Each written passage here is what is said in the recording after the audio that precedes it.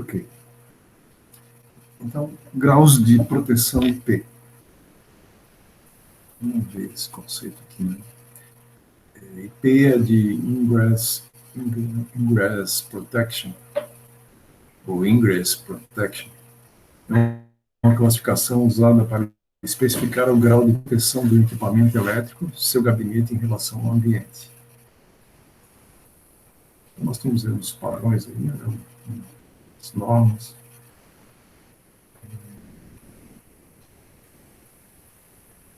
Então, são normalmente 2 ou 3 números, né, que indicam exatamente a proteção em relação a materiais sólidos, né, que é o primeiro número. Depois tem o segundo número, que faz referência à proteção contra líquidos. E o terceiro contra impactos. Então, são 3 números que indicam que aquele equipamento está protegido contra essas 3 situações aí, né? Materiais sólidos, como poeira, líquidos como chuvas, né? Jatos de água em algumas direções, e a questão da resistência ambiental. Então, esses números aqui é que vão indicar o grau de proteção. Nesse caso aqui, é o primeiro número, né? Então, ele diz respeito a objetos sólidos. Então, 0 significa não protegido, né? E à medida que vai crescendo, né, o 6 é totalmente protegido contra a poeira, né? Então, são números que vão indicar essa proteção. Eu não achei muitos equipamentos assim com essas informações, porque os equipamentos em geral, né, pelo menos os que têm maior potência, costumam ter ranhuras para que haja a ventilação, a circulação de ar no interior e possa haver a dissipação de calor. Mas nós sabemos que muitos equipamentos até dispensam isso, como é o caso do celular, né? A dissipação de calor se dá através da própria superfície do gabinete do equipamento, então não há necessidade de ranhuras por onde pode entrar algum tipo de impurezas. Mas equipamentos de maior potência, como é esse caso desse aparelho de solda que está aqui, ele tem, por exemplo, no site, eu procurei, o IP dele é 21. Então, esse primeiro número diz respeito a objetos sólidos, e isso significa que ele está protegido para objetos superiores a 1,2 milímetros. Ou seja, objetos maiores do que isso não entram, né? Antes menos pode entrar naturalmente. E o segundo número é o 1. Né? O 1, o que é? Que seria? Né? Seria protegido contra gotas de água caindo verticalmente. Então, ele só é protegido contra uma chuva, né? Por exemplo, sem vento. Então, seria a questão do IP aqui contra líquidos.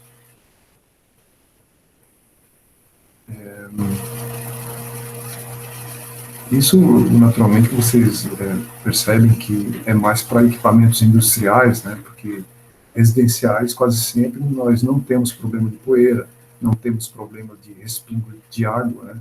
Então, por isso, eu entendo que esses equipamentos são dispensados com relação a essa norma, né? Aqui nós temos um é água caindo verticalmente. Então, nós temos aqui grau de proteção também, 21. É uma outra fabricante de solda. Aqui tem relatando como é que são esses jatos de ar, só na vertical, com um determinado ângulo, né? Aqui de 15 graus, ou um ângulo maior de 60 graus, ou em todas as direções, ou até imerso, né? E imerso em uma profundidade maior. Então, são todas, fazem parte desse grau IP.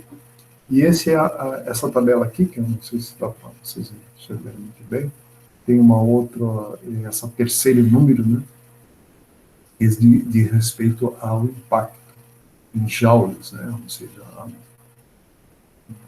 a força que é exercida sobre a superfície do gabinete, né? Porque esse aqui tudo se refere ao gabinete, a parte externa do equipamento.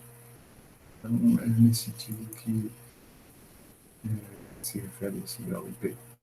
Então, rapidamente, só para mostrar para vocês saberem que existe isso, né? Se isso aqui vai ser importante somente se vocês estiverem trabalhando com equipamentos industriais. Vou parar agora essa gravação, desculpa, essa apresentação, e vou mostrar agora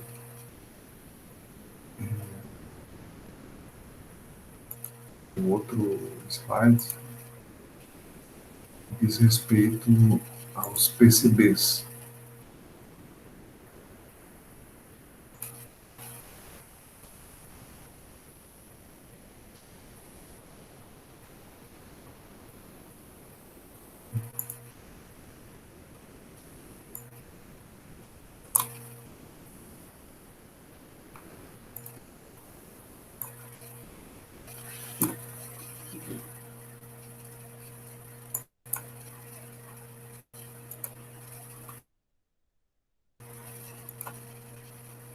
Então, agora nós vamos trabalhar com as placas de circuito impresso, nosso assunto do ano. Né? E,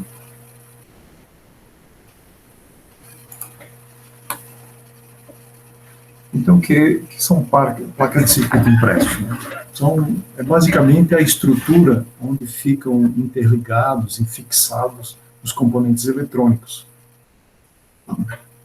Então, vocês podem perceber que essa parte mais amarelada aqui diz respeito à parte isolante, e essa parte cobreada aqui de cor cobre é justamente uma fina camada de cobre, onde que permite que a corrente elétrica circule de um componente para o outro componente.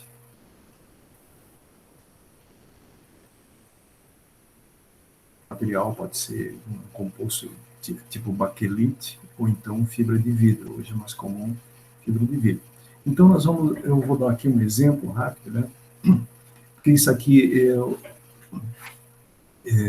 se nós não estivéssemos no modo aí virtual, né? Não presencial, eu tentaria fazer com vocês um circuitinho desse aqui, para a gente ver como se confecciona uma placa dessa de forma manual e também montar um pequeno circuito para que vocês tenham uma noção de como isso é feito. Então, o que nós temos aqui é um esquemático de um pisca-LED. Então, o circuito funciona com transistores, que são esses dois componentes aqui, tem capacitores, que a gente representa com dois tracinhos, tem resistores, que pode ser representado com retângulo, LEDs, que é esse formato aqui, e também a fonte de alimentação que está aqui. Mas, pelo fato da gente estar assim, nesse formato de aula, então fica difícil a gente trabalhar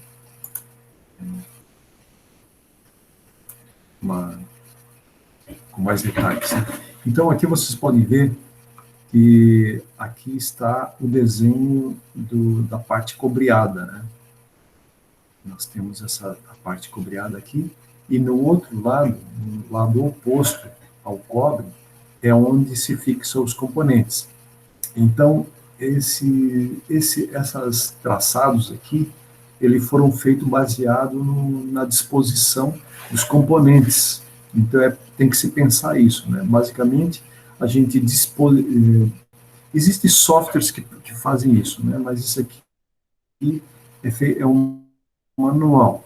Então, o que é que se faz? Normalmente o software, a gente entra com esse circuito aqui, né? E o software sugere aonde seriam as melhores posições desses componentes. E baseado nisso, o software desenha esse gráfico aqui. Mas esse não foi feito por software, até pelo formato de desenho aqui, ele foi feito manual. Então, só para deixar mais claro, esse cobre que está aqui desenhado, ele tem a função de interligar os componentes, ou seja, ele vai as correntes irão circular somente aonde tem cobre. E os componentes serão fixados no lado oposto, né?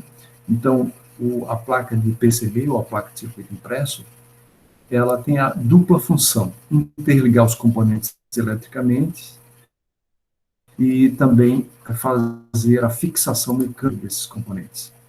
Então, isso aqui, essa plaquinha, esse circuito aqui, é feito manualmente por um processo usando percloreto férrico, né, para justamente retirar o cobre aonde a gente precisa que seja retirado e deixar o cobre aonde nós precisamos interligar os componentes.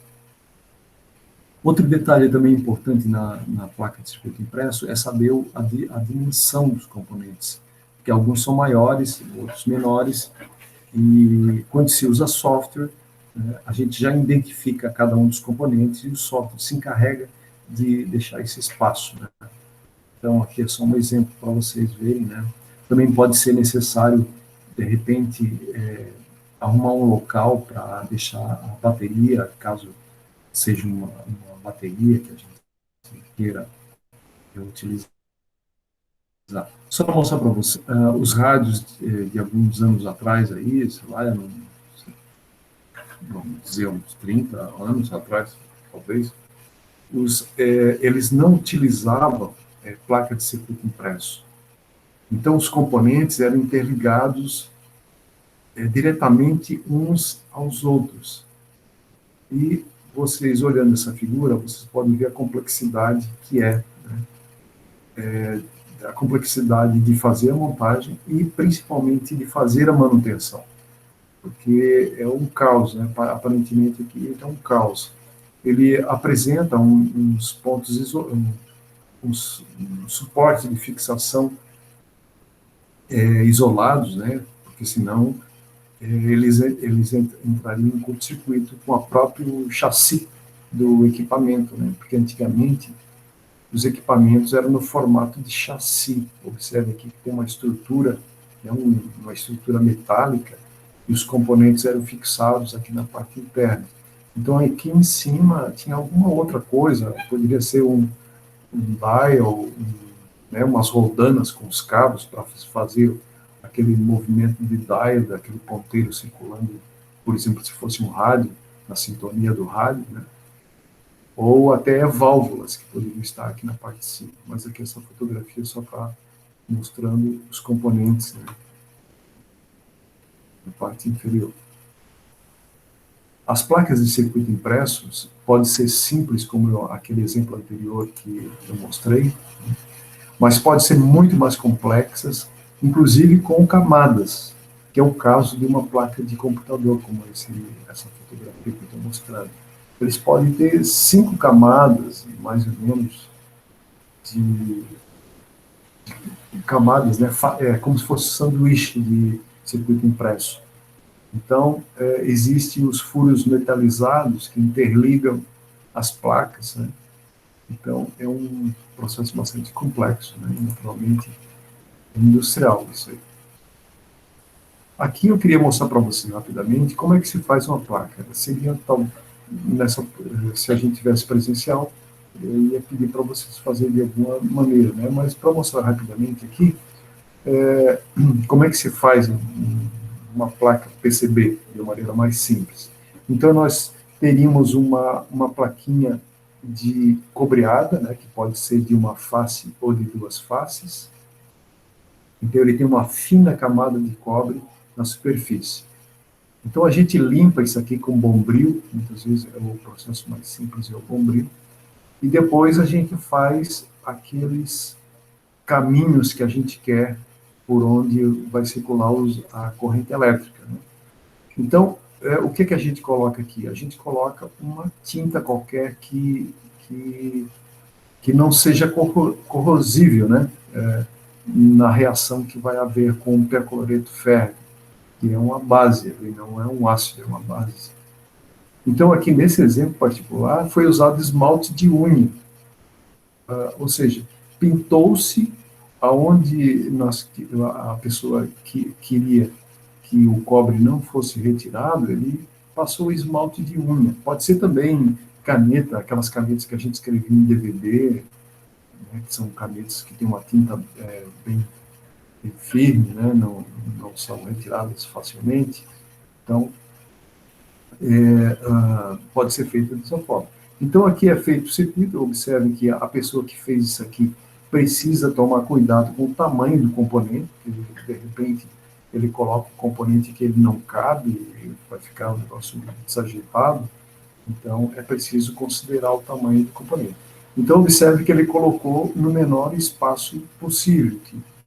E depois, naturalmente, que a intenção é cortar aqui a plaquinha, para que a placa tenha um tamanho pequeno e não ocupe espaço desnecessário, né? Mas tem uma série de considerações que precisam ser feitas, inclusive interferências eletromagnéticas que precisam ser consideradas, né? Dependendo do equipamento, naturalmente. Então, aqui tem um link, se vocês quiserem ver esse vídeo, é só clicar aqui que vocês vão ver o vídeo da fabricação disso aqui. Um outro processo de fabricação das placas de circuito impressos é tirar, no caso, pode se copiar de algum site, ou usar um serviço de CAD também para desenhar a placa de circuito impresso, e depois imprimir em uma impressora laser. A impressora laser, né, ele pode ser o toner que está na imagem impressa, a gente pode transferi-lo para uma placa usando um ferro elétrico. Então, naturalmente, o circuito tem que ser espelhado, né, para que possa ficar na forma correta na superfície desse cobre. Isso aqui não é muito fácil, exige uma certa técnica, um aprendizado, né, porque se esquentar demais o cobre levanta, faz uma bolha e sai da superfície da fibra de vidro que está aqui, faz parte dele, né?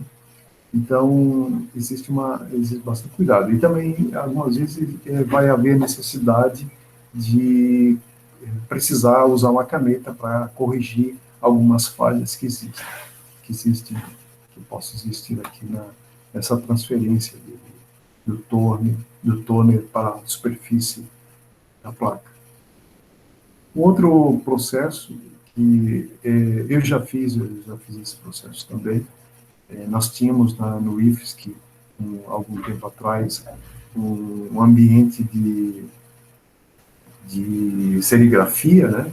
Então, a serigrafia, vocês devem conhecer, isso é usado também em camisetas, imagino que não sei mais o que se usa atualmente, provavelmente esse processo já está obsoleto, não sei, mas é uma tela, né, onde tem os furinhos, a uma tinta, é possível transferir a tinta para baixo, né, passa através desse tecido, e aonde está selado aqui, porque esse processo tem várias etapas, né, tem os orifícios são obstruídos para que a tinta não passe, então a tinta só vai passar aonde a tinta, os furinhos não estão obstruídos.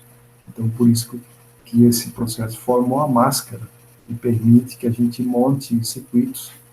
E como essa tela é uma tela bastante resistente, a gente pode fazer vários circuitos da mesma forma como se faz várias camisetas, coisas desse tipo. Aqui também tem o link mostrando como o link do YouTube, que vocês podem assistir se quiserem. Outra maneira é o plotter. O plotter é tipo uma impressora que tem dois eixos, né, um X e um Y, e também através de um programa de CAD, que inicialmente precisa ser, que vai justamente dirigir essa caneta. Então, a caneta é capaz de desenhar todo o circuito na superfície da placa cobreada. E depois, aonde está a tinta, o percloreto não corrói. Então, no final, basta limpar e aonde está a tinta, fica o cobre abaixo dele, né? Então, o resto do cobre que está limpo aqui é retirado pelo percloreto, pela reação do percloreto, e o cobre que está abaixo da tinta permanece. Então, a gente limpa essa tinta e nós temos as trilhas prontas para serem fixados os componentes. Então, essa é outra maneira, que já não é tão manual, né, já é mais industrial. A fresa também é uma espécie de uma broca que corta a superfície do cobre, né? Então, também precisa de um software de CAD para desenhar as placas. Então, mas esse tipo de confecção, ele não é muito, não fica muito bonito a placa, mas ele é utilizado bastante para protótipos, para fazer uns testes iniciais das placas de circuito impresso. Processos industriais mesmo usam emulsões fotossensíveis, parecido com aquele que a gente viu lá de silk screen, né? Mas são processos fotográficos, né? Então são bem mais complexos, consegue traçar trilhas, né? Trilhas bem mais finas, né? Porque as trilhas interligam os componentes, as ilhas é onde se fixam os componentes. Então, o tamanho da ilha, da trilha, depende do componente, né? Então, isso aqui é um processo industrial. Vocês têm um link aqui também, se vocês quiserem assistir. E depois, né, depois que o PCB foi fabricado, nós temos ainda que soldar os componentes. Hoje tem a tecnologia SMD ou SMT, e justamente o componente não precisa ter um furo para passar para o outro lado, ele é soldado na superfície. Então, nós podemos ter componente em ambos os lados da placa. Então, isso atualmente é o processo mais moderno, né, que tem que ser utilizado. E aqui tem um link também mostrando a confecção, como é que se solda esses componentes, né? Aqui, então a solda dos componentes pode ser com ferro, né, de solda, como está mostrando aqui, esse aqui é o ferro de solda. Então, existe uma técnica aqui que permite soldar cada um desses terminais aqui. Ó. Vocês vão ver que tem um circuito eletrônico aqui, tem vários terminais que precisam ser soldados, né? Então, isso pode ser feito manualmente, que nesse caso é manual. Mas ele pode ser feito em fornos. Um forno, ele, a placa, né, o componente colado na superfície da placa, pode ser até por um robô, né, um sistema automático, que posiciona todos os componentes, né, vocês observam que são vários componentes, eles são localizados ali, colados, e depois o forno, e é também pingado, ou tem umas bolinhas de estanho aqui, também coladas, ou presas aqui na superfície da placa, e depois o componente é colocado em cima e levado ao forno, e a temperatura do forno derrete todas as bolinhas, né, de estanho, deixando o componente soldado. Então, é um processo que faz a solda tudo de uma só vez. Também tem o laser, né? O laser é um feixe de laser, colocado a bolinha de solda, né, próxima do componente, e o laser derrete aquela bolinha de solda, fixando o componente. Então, tem várias técnicas, né? Tem a parte robotizada também, como eu falei para vocês. Então, eu procurei deixar o link aqui, que a gente pode mostrar para vocês aqui, se vocês quiserem, né? Mas eu acho que na necessidade vocês podem. Então, o que eu queria mostrar para vocês são a parte do PCB é bastante importante, porque todos os equipamentos eletroeletrônicos que possuem componentes eletrônicos, né, principalmente os de baixa potência, eles são instalados em placas desse tipo, em placas de circuito impresso. E também a questão do IP, né, da proteção IP, que é justamente aqueles equipamentos que ficam em ambientes mais agressivos, que tenha poeira, que tenha pode ter chuva, né? Então, aí eles têm essa proteção. Então, são dois elementos que eu achei bastante importante trazer para vocês. Vocês estão já encerrando os equipamentos de vocês, né? Mas com relação à placa e com relação aos motores também, né?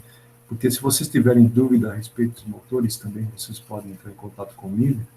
E uma das coisas que vocês precisam considerar também nos motores é que eles têm um certo volume e também pode ter vibrações, né? Preciso talvez ter algum tipo de mancala, ou seja, essa parte mecânica, naturalmente, vocês não vão entrar em detalhes, não precisam entrar em detalhes desse tipo, né? Mas é importante saber, né, que o motor sempre é uma coisa que vai exigir mais um consumo de energia maior, pode ter vibrações, precisa reservar um espaço dependendo do tamanho desse equipamento e assim por diante. Mas, como eu falei para vocês, vocês precisam ter o conhecimento, mas vocês não vão. Provavelmente vai ter, numa empresa que vocês estivessem trabalhando com motores, vocês teriam uma equipe que trabalharia com esses detalhes aí, que eu acho que, né, mas vocês precisam naturalmente ter esse conhecimento. Eu, eu não sei se vocês teriam alguma dúvida a mais, eu vou parar a gravação aqui, se vocês quiserem fazer